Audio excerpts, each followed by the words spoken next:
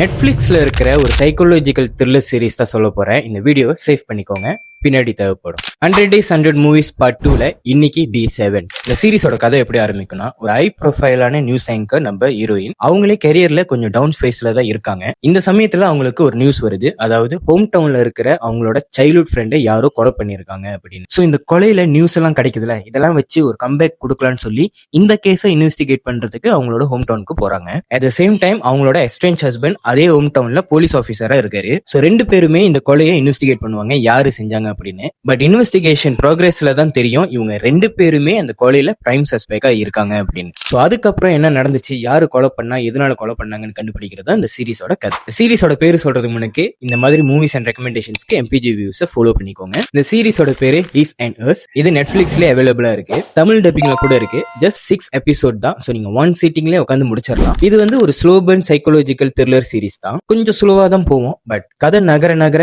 உங்களுக்கு இன்ட்ரெஸ்டிங்காவும் த்ரில்லிங்காவும் இருக்கும். இந்த சீரிஸ் நான் பார்த்து சில மாசம் ஆயிடுச்சு, பட் ஸ்டில் இந்த சீரிஸ் எனக்கு கொடுத்த இம்பாக்ட், அதுவும் அந்த பிளாட் ட்விஸ்ட்லாம் என் மைண்ட்ல இன்ன வரைக்குமே இருக்கு. பிகாஸ் நம்ம ஒரு விஷயத்த கெஸ் பண்ணிட்டு இருப்போம், பட் கதை நகர நகர அப்படியே உங்களோட பெர்ஸ்பெக்டிவ் மாறிடும். ஸோ அன்டில் தென் யாரு கொலை பண்ணிருப்பாங்க நம்மளால நினைச்சு கூட பார்க்க முடியாது. ஸோ உங்களுக்கு இந்த மாதிரி சஸ்பென்ஸ்ஃபுல்லான சைக்காலஜிக்கல் த்ரில்லர் சீரிஸ் பிடிக்கும் அப்படின்னா கண்டிப்பா அந்த சீரிஸை ட்ரை பண்ணி பாருங்க, உங்களுக்கும் பிடிக்க வாய்ப்பு இருக்கு.